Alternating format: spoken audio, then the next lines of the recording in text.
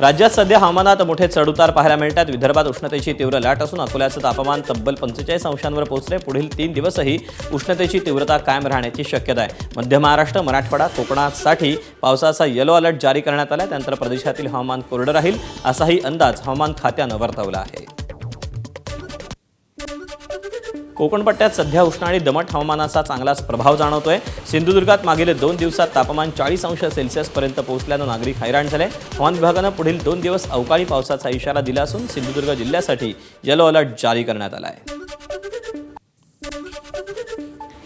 अमरावती शहरात तापमानाचा पारा तब्बल 45 अंशांवर पोहोचला। गेल्या 2 ते 3 दिवसांपासून तापमान सातत्यानं 43 अंशांच्या पुढे गेल्यानं नागरिक उकाड्यानं हैराण झालेत। अशातच हवामान विभागानं विदर्भात पुढील 3 दिवस उष्णतेची तीव्र लाट राहील असा अंदाज व्यक्त केला। त्यामुळे नागरिकांनी दुपारच्या वेळी गरज असेल तरच बाहेर पडावं असं आवाहन प्रशासनानं केलं आहे।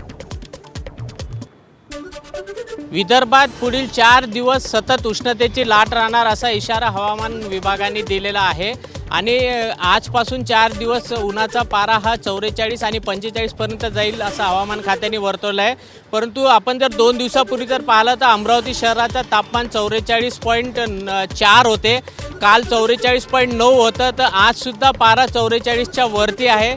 5 वाजता आपल्याला अधिकृत आकडेल, परंतु सध्या 45च्या जवळपास तापमान असल्याचं आपल्याला दिले। त्यामुळे अमरावती शहरातील जे प्रत्येक मुख्य रस्ते आहेत त्यावर तुरळक गर्दी आपल्याला प्रवाशांची, जे दुचाकी चारचाकी वाहनधारकांची असते ती आपल्याला पाहायला मिळते।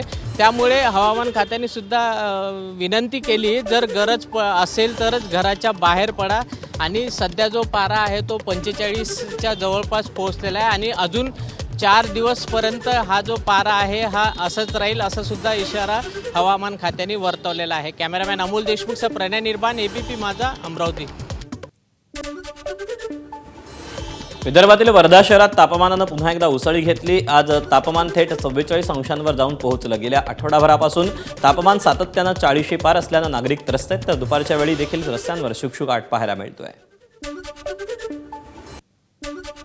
वर्धा जिल्ह्यामध्ये तापमानाचा पारा हा सतत वाढताना दिसतोय। वर्ध्याचं आताचं तापमान जर पाहिलं तर 42 ते 43च्या घरात आहे। विशेष म्हणजे गेल्या 2 दिवसामध्ये 44.4 अंश सेल्सिअस जे तापमान आहे, तापमान या ठिकाणी राहिलेलं आहे आणि 45चा सुद्धा पल्ला जो आहे हा या तापमानाने वर्धा जिल्ह्यात याच्यापूर्वी गाठलेला आहे। विशेष म्हणजे आता जर पाहिलं तर रस्त्यावरती जे आहे ये-जा करणाऱ्यांचं प्रमाण जे आहे हे अत्यंत कमी झालेलं आहे। ज्या रुग्णालयाच्या ज्या एकूण OPD जे आहेत त्यासुद्धा कमी झालेल्या आहेत। विशेष म्हणजे ग्रामीण भागामध्ये उन्हाचे चटके झुंबत असताना नागरिक जो आहे तो घराच्या बाहेर पडताना दिसत नाही आणि 44.4 अंश सेल्सिअस इतक्या तापमानामध्ये आता नागरिकांना सावध राहण्याचाच इशारा जो आहे तो आरोग्य विभाग देतोय। एकनाथ चौधरी, एबीपी माझा, वर्धा।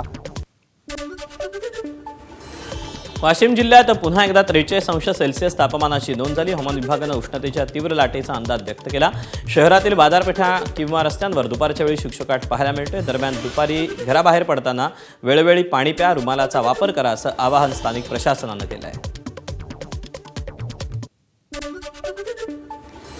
लातूरच्या औसा तालुक्यातील गोंद्री गावात 9 महिन्यांच्या बाळाचा मृत्यू झाला। हा मृत्यू उष्माघातामुळे झाल्याचा प्राथमिक संशय व्यक्त करण्यात येतोय। या घटनेमुळे परिसरात हळहळ व्यक्त होतीये।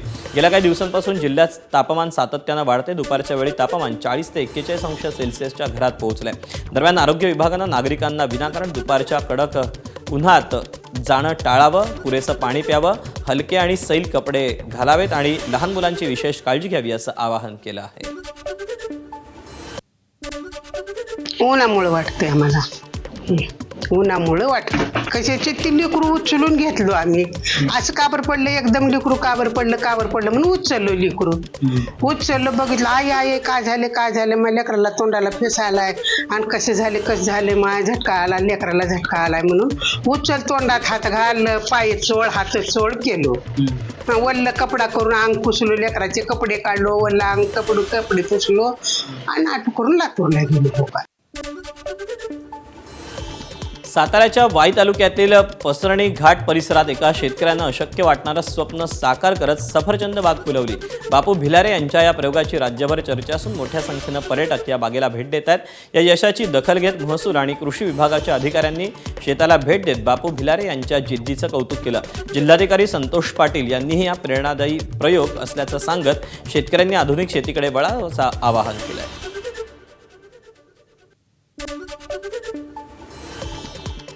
छत्रपती संभाजीनगरच्या लासूर बाजारात कांद्याला कवडीमोल भाव मिळत असल्यानं शेतकऱ्याचा संताप पाहायला मिळाला. शेतकऱ्यांना मार्केटपर्यंत विक्रीसाठी आणलेल्या कांद्याला ₹1 भाव मिळत असल्यानं कांदा टाकून दिला. त्यामुळे मोठ्या कष्टानं पिकवलेल्या पिकाला भाव मिळत नसल्यानं शेतकऱ्याचा संताप वाढलाय.